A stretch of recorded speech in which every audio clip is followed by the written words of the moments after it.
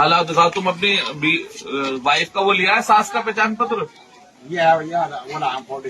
अब देखो मैंने जो है ना, तुम पहचान पत्र जो लिया है, ठीक है। अभी मैंने इनकी जो इनका 2003 में इनका वोट था, इनकी वाइफ का वोट नहीं था, तो मैं इनका ये वाला कॉलम भर रहा था जिसका वोट नहीं था। इसके अंदर दिक्कत ये आ रही है, तो ये अपना पहचान पत्र लेकर है सास का, हमने सास का नाम भर दिया इसके अंदर और उनकी जो आईडी का जो नंबर है वो डाल दिया। अब इसके अंदर एक चीज और है, निर्वाचन क्षेत्र। चलो निर्वाचन क्षेत्र ये अमरोहा की थी इनके साथ, हमने नौका डाल दिया, ठीक है।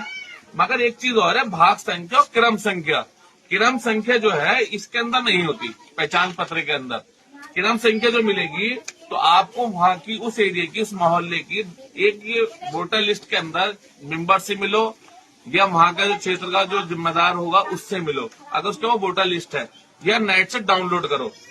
तो हमें वोटर लिस्ट में जहां इस पहचान पत्र को डालने के बाद वोटर लिस्ट का ही सारा डाटा निकल के आता है।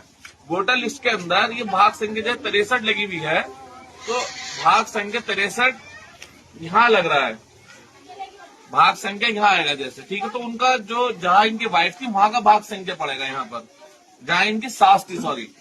और जो इनकी क्रम संख्या है, तो जहां इनकी सास का नंबर लिखा हुआ है, जैसे ये क्रम संख्या आता है, ये वाला यहाँ क्रम संख्या आता है सबसे शुरू में, तो ये क्रम संख्या आएगा।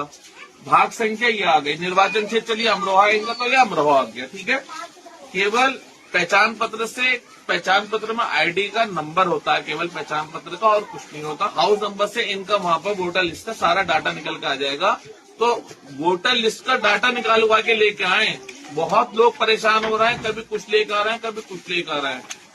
आप क्लियर हो गए हमारी बात, आप सब लोगों की समझ में आ गई, तो इस वीडियो को शेयर करें, बहुत लोग परेशान हो रहे हैं।